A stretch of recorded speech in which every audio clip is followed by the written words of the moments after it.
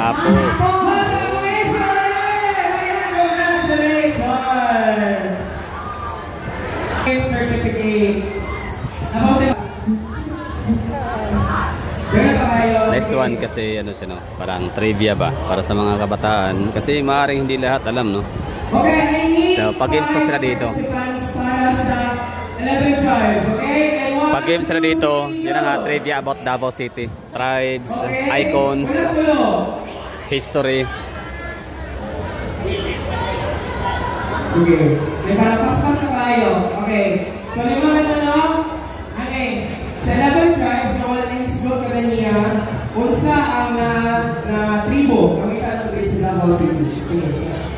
So, isa-isa mo. Maranao. Maranao. Isa lang. Maguindanao. Maguindanao. Ata? Na, ano na ganyan niya? Another daw. Ha?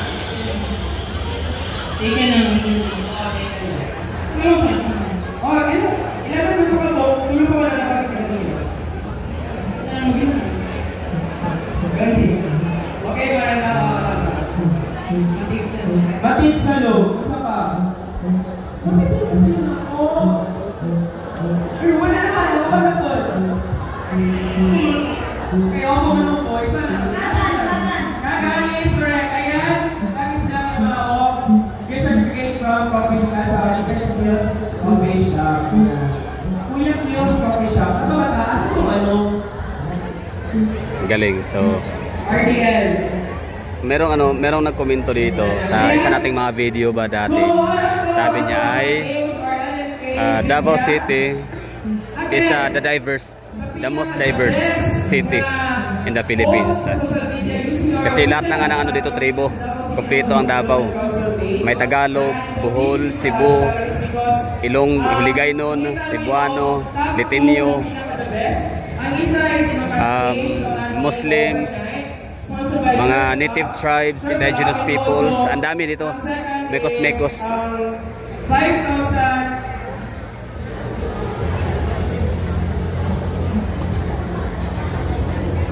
Kaya nakakatuwa no, na merong ganitong pa-event dito sa Davao na yun nga para sa mga kabataan, para sa mga youth. Siyempre, para di makalimutan yung history natin, hindi siya makabaon sa limot, di ba? Kung kailan nagsimula ang Davao, kung sino ang bumubuo ng Davao. Kasi Davao City, ano talaga siya, no? Diverse city talaga siya. Kumbaga, representation of different cultures and tribes. So Davao City, ano siya, kumbaga Davao City always promoting inclusions and inclusivity. Yan yung ano, parang advocacy ng Davao. So everyone is welcome. Walang ano dito, walang discrimination. Kahit anong tribo ka pa. In fact, dito sa Davao, meron dito ang city ordinance na pinagbabawal, no, ang pagmamaking ng ng mga any kinds of tribes. Bawal pagtawanan yung mga traditional na kasuotan, pananalita, at kung ano pa mga tribo at ethnicity ng mga tao na andito sa Davao. So protected by law sila talaga. So ano siya, meron kami dito anti-discriminating law. Now, youth of Davao City, let's keep this hot energy up. Maranao! Davao! Davao! That's right, music to keep this hot energy up. Let us welcome an insurrection number from the top-notch dancers. If they are around. They are around. Diba, nakakatawa lang, no? So dito sa Davao talaga ano siya, diverse cultures. Well, sa Metro Manila naman, buong Kamaynilaan, marami din naman mga iba't ibang tribo, pero iba talaga pag sinabing ibig ko sabihin, iba ang level sa Davao. Kumbaga, doon sa Metro Manila, welcome lang lahat tumira, maghahanap buhay, no? Which is normal kasi doon nga halos lahat ng ng trabaho. Pero dito sa Davao, welcome lahat ng tribo. Merong ganitong event, no, na magsama-sama lahat. Everyone is welcome.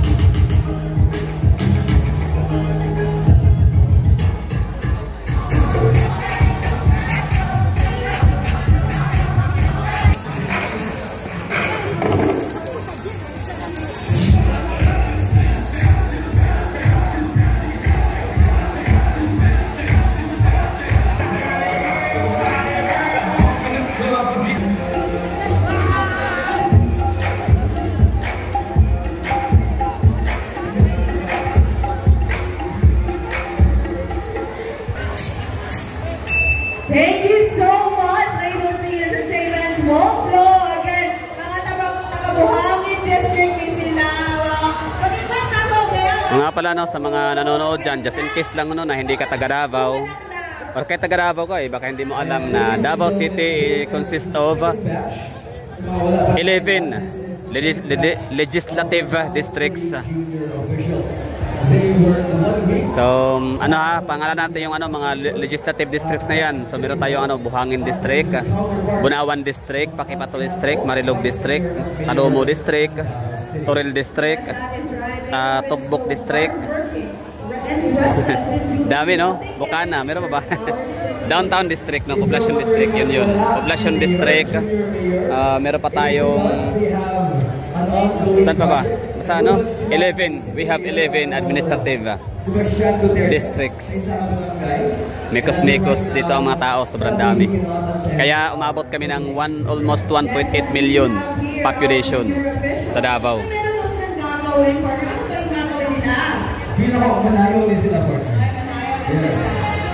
Okay, so after nito, ano tayo, tatry natin na mag-cover mamaya ng ano, hiyas ng Kadayawan. Hiyas ng Kadayawan means parang mutya ba? Mutya or yung parang ano, hiyas means mutya, no? Mutya ng Davao. Pero hindi siya mutya kasi pag mutya ano yun eh, it's happened during March, no? Araw ng Davao. So ngayon dahil Kadayawan, so ang tawag niya na si hiyas. Tapos kumbaga featuring 11 tribes. 6 Muslim tribes and 5 indigenous tribes dito sa Davao. So sana makapunta tayo mamaya, no? At makakuha tayo ng slot or seats